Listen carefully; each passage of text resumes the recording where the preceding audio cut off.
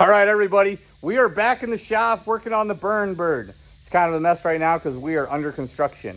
I got Kyle here helping me out tonight. He's doing some cleaning and some sound deadening and basically managing the whole operation. I got Sean here. He's helping me out. He's laying in the carpet. We're doing something pretty trick here. We're laying carpet in between all the bars. That way we got a nice finished feel to the car. You know, we're trying to make this not like a show car, but like a show car, you know? We just want to have a nice burnout car that if you need to wipe your feet on the carpet, you can.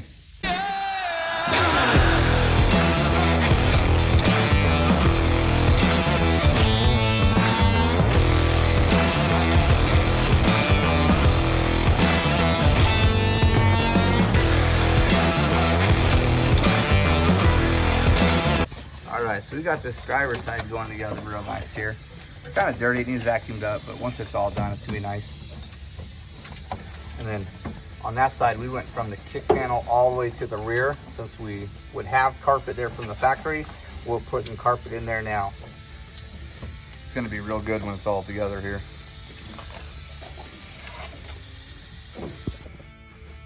Yeah, see, we got carpet all in there, carpet on the rockers. We are going to carpet up the sides, and we're going to put a headliner in.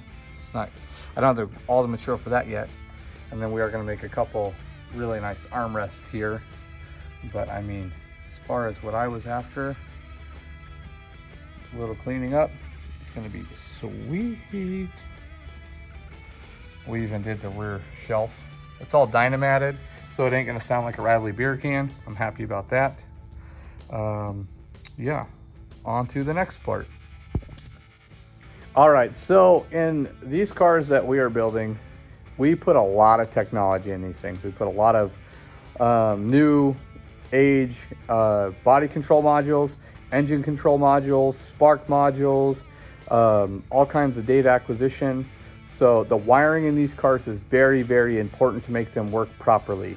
This isn't, you know, an old HEI distributor or a points distributor and a carburetor and, you know, a rigged up 12-volt wire and the thing will run. Like these things done in properly, you'll have a can of worms that you'll never fix until you completely redo it again. So I like to spend the money one time. I like to spend the money up front, and I like to spend the money on good parts. So let's take a look at what I got. So as all of you know, I am a Holley guy through and through. I use a lot of the products and I love the products. It's my one-stop shop for most of my wiring needs. So in the burn bird, we are starting out with the old trusty Dominator. This thing here is more ECU than we'll ever need in this car. It does way more than we could ever imagine doing with this car. But it's nice because it's flexible, and if we ever do decide to do more, it's easier to add on to. We also are going to be running the smart wire system, the race pack smart wire system with a K-pad in this car. I have this system in Stacie's race car and I love it. That was my first time using it and it has phenomenal. It's easily programmable. It's one tight unit and I like it. I don't like wiring up a bunch of extra relays. I don't like wiring up a bunch of extra fuses. I don't like checking fuses and checking relays. I like being able to plug in with my laptop. It tells me what's wrong or what's right and moving onward.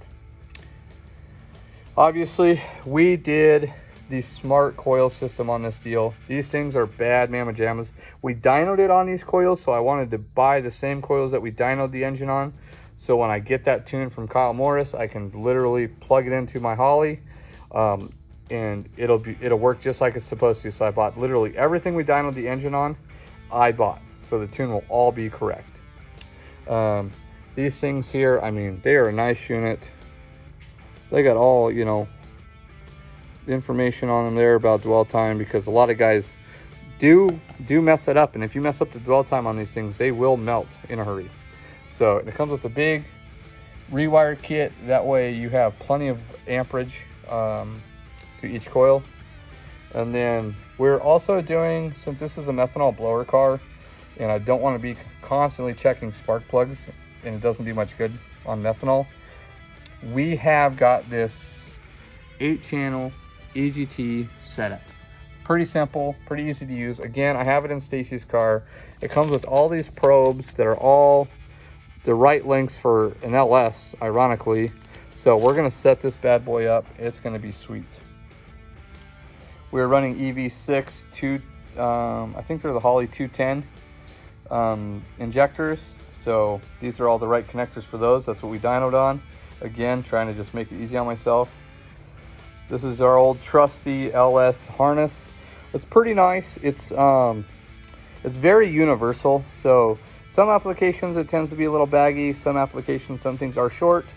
It's easy to manipulate it as you need it, but it is all in all a nice package. I've had never had issues. I've heard of guys having issues of things being pinned wrong, things like that. I've never came across that yet, so hopefully my luck continues. This right here is our injector driver, okay? On this application, since it's methanol and blower and we're in the power, we are going to be running 16 injectors. 8 of them will be batch fire on top of the blower just because it's cool in the blower and mixing things up, and 8 of them will be sequential in the ports of the blower.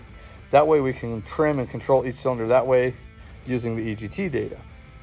And last but not least, this is my first time trying one of these units. This is an in-tank brushless setup. They say it's good for over 4,000 horsepower. I don't know what's special about these pumps other than they're brushless, but they must move some fuel.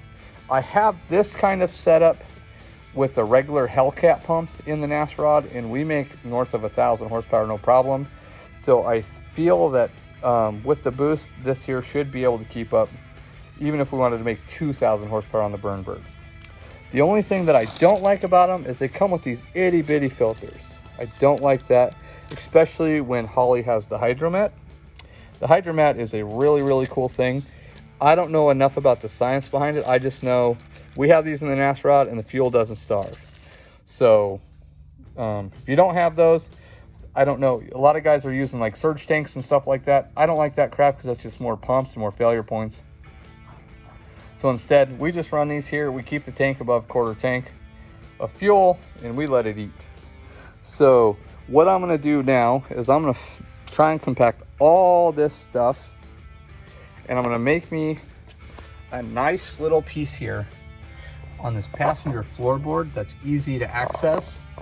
And not only am I going to mount this stuff here so I can work on it easy, but I'm going to make a really cool panel out of it. I'm going to cover it hopefully in an acrylic, which is a clear plastic, and I'll put some lights behind it. So when we're doing any of our night shows, all of that will light up. It'll be a good display. It'll, obviously promote the Holley product, which we're always trying to do, because the more you know about the products, the more you see them being used, the more comfortable you get with trying to use them yourselves. So as you can see, we got the carpet in here. I test fit the back seat there. It all fits great.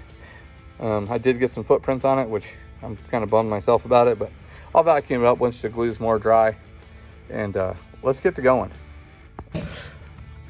All right, here, so first things first, I need to take myself a nice measurement of the available working space. Again, this is on the passenger.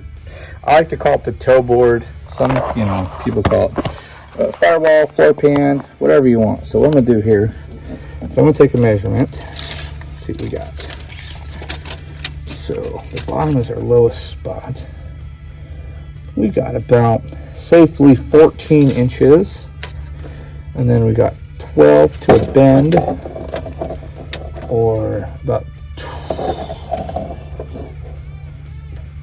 18. So we got 18 by 14. All right, so what I do now is I'm going to map this out on a piece of paper, 18 by 14 inches, and see what we end up with. All right, so what I've done here is I have this scrap piece of paper, and I made our mark 14 by 18, and I did a hash line here because I know at 12 inches there's a bend in the firewall. So what I do now is I start laying out my product, okay? And I do put the main power harness on most of these units, just so I know I'm not going to interfere with another module getting it too close. I've done that in the past, made a real nice plate, and ended up having to remake it because I had 2 wires bumping, or the wire wouldn't plug in, or I couldn't work on it without taking the other box off. And You never want to do that. You never want to build yourself into a corner. I preach and preach and preach and preach that, and I'll continue to preach that till I die. So, the tricky thing about these two boxes that I have here, as you can see, they have LED lights. The LED lights are for diagnostics and to let you know they're operating properly. So typically we try and set these up to where you can see them. That's kind of hard in this application just because of the way things are. But yeah, I think I'm gonna try and put them to the center like this here. I think that's my best bet. Now I do have some room up here because my firewall does arch. So if I need to move this race pack unit, I can. There are power and status LEDs here, which aren't too bad to see through the glove box. Since I'm not gonna have an actual glove box, I'll be able to just look in there if I have an issue. Not usually a big problem. It's a low maintenance piece most of the time. So I'm hoping, I don't know, maybe I can get them like this.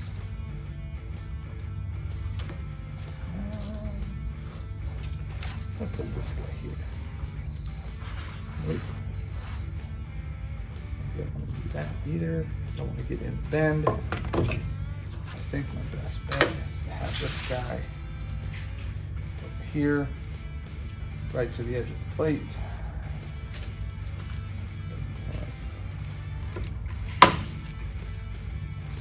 Here.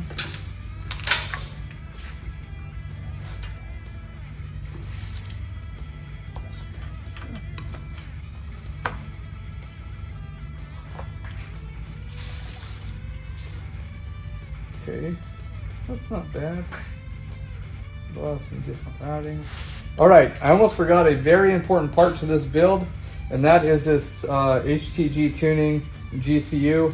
What this is going to do is going to allow us to control the Trackhawk transmission standalone style, and it allows us all sorts of capabilities, such as like clutch by wire, mode selection, firmness selection. This allows us to completely tune the transmission like we would if it was a stock ECU, but without having to use all the stock Dodge CAN bus stuff. So it makes it really nice. This is a good unit. They're relatively inexpensive. It's a pretty nice deal. It does come with this 3D printed mounting bracket, which doesn't seem to be too bad of a unit. If I can get her clicked in there.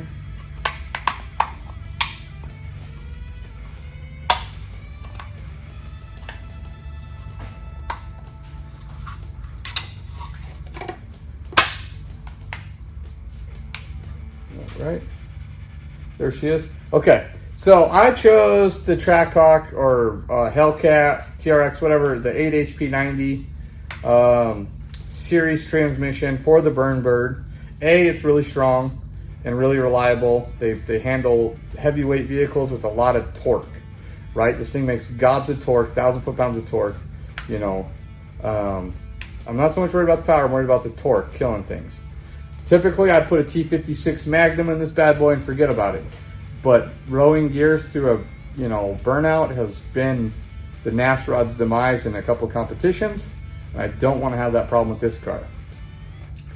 But, then I was like, well, just put a power glider, turbo 400 in it. Well, that's all good and dandy too, but, I want to have overdrive. I want to be able to clutch kick the thing. I want to be able to drift the thing. You can't drift, a high stall turbo 400. You just can't do it. Like, it just can't be done. So I'll be able to clutch kick this automatic. I'll be able to shift it like an automatic or shift it like a manual. It's got a sequential style shifter. It's really cool. Like, I'm excited to show you guys that. So now we have 2 more boxes we got to get fit in. I'm gonna grab the wiring connectors for this guy and maybe a couple J1 connectors, just to make sure that that's gonna clear without interfering. This is the A connector harness for the smart wire. It's really nice. I got this is like a street style kit, so it has all the blinkers and that kind of stuff built into it. It's all pre-labeled wires, which is really nice. heavy gauge wires for our fuel pump stuff. The other connector has, I think, fan wiring in it, which is good heavy duty stuff. This right here is a tuning cable for the Dominator. It's like the most hated thing about this, because if it breaks off, you're kind of SOL. So it looks like it is going to clear. I am going to be able to see my status lights, so that's good. So this is our engine harness. It's got 2 ECU connectors on it and a bunch of other crap that we don't need for right now. I just want to make sure that we can get to these 2 connectors. Let me see.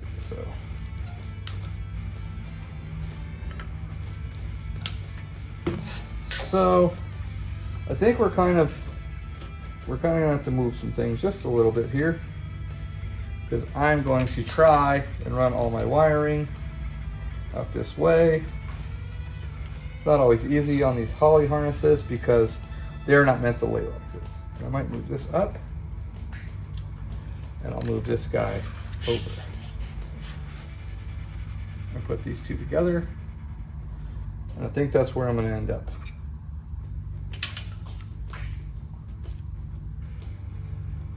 So this is where a bend was supposed to be.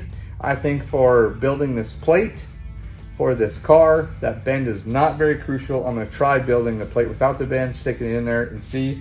If so, that'll be easy plate to build. I'll probably just build it out of 18 gauge steel and get it fit up in there. And if that works, then I'm going to figure out some vibration mounts, I think, for all of these pieces.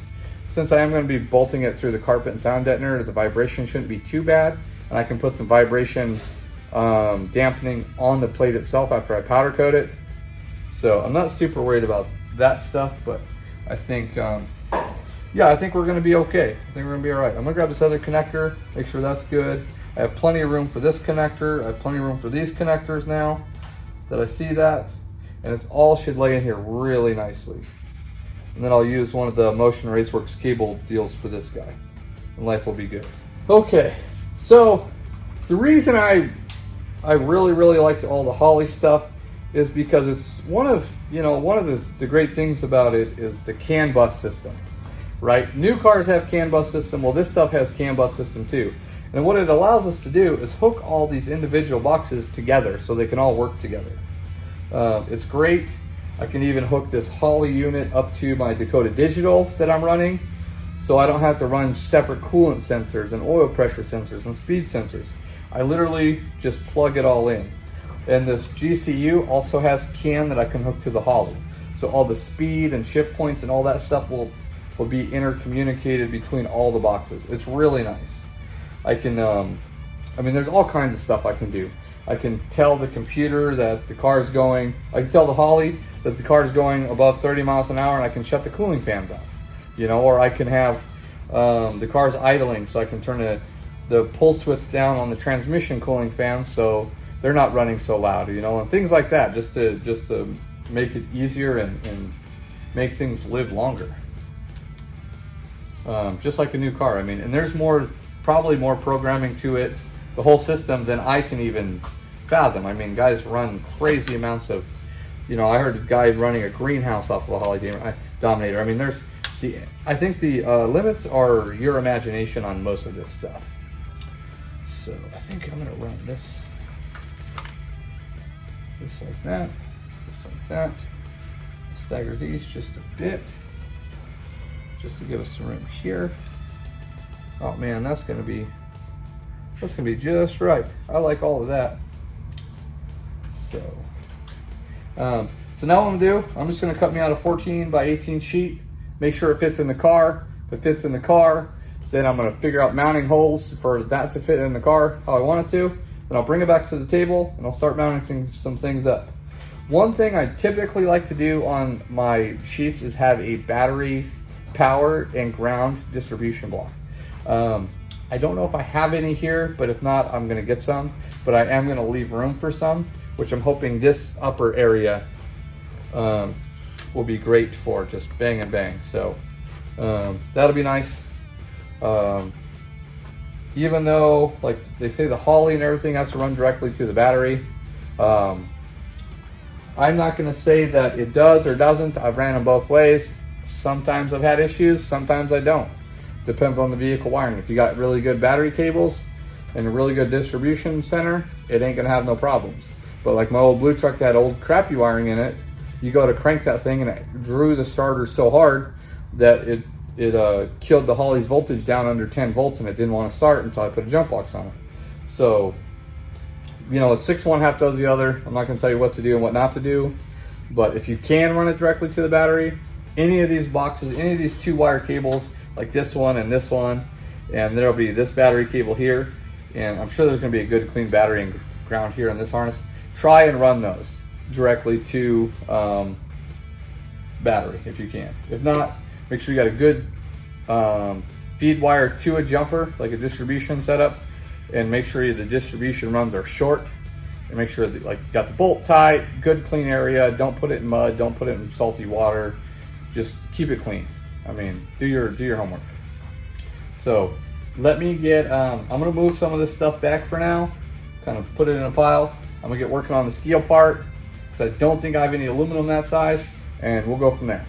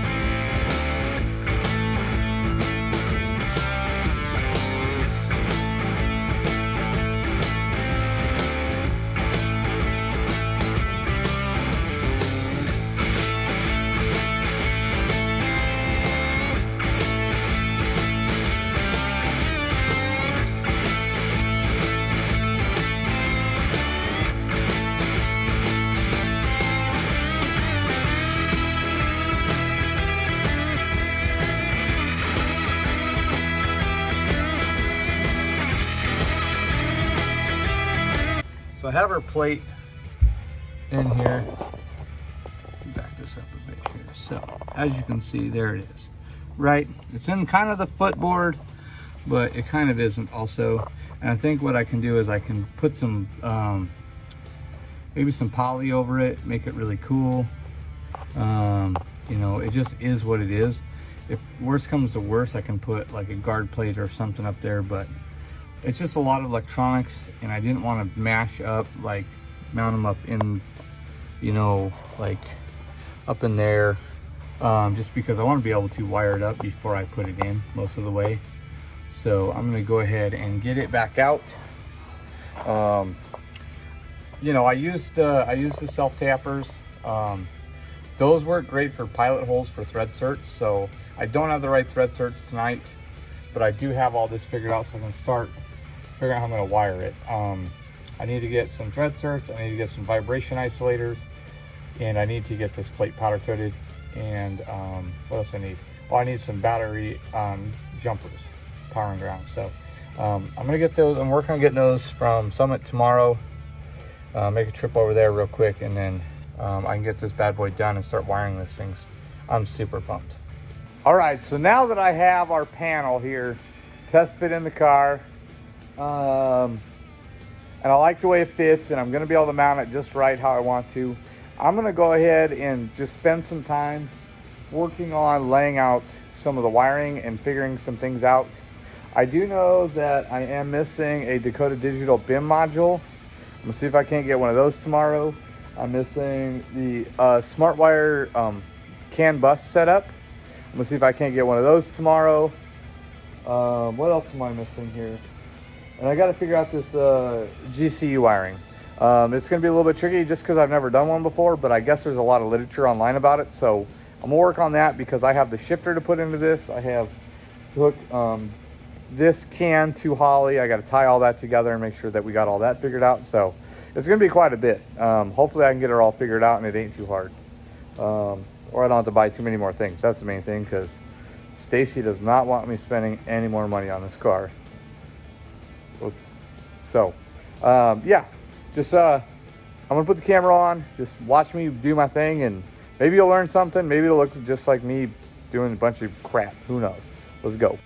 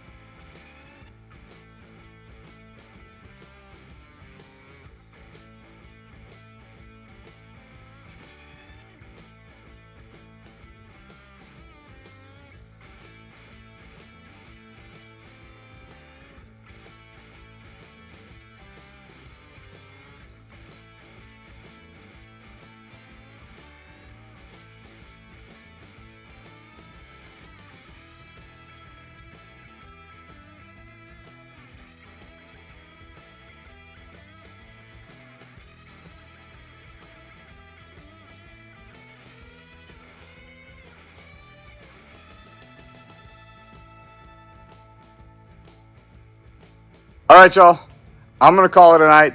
It's been a long one, but I feel like we got really far with the carpet on the interior and getting that stuff buttoned up, and I feel like I got really far on the wiring stuff. I hope you guys learned some stuff, and if there's anything else I can show you guys or teach you or give you some pointers on, just let me know. Drop a comment. But that's it for now. Like, subscribe, ring the bell. Show us your support, you know. That's all we're after. We just want to know that we're doing the right things that you guys want to see. The paint issue on the interior continues in the next video. I think I got a good plan for that. So, yeah, let's check it out and let's get going.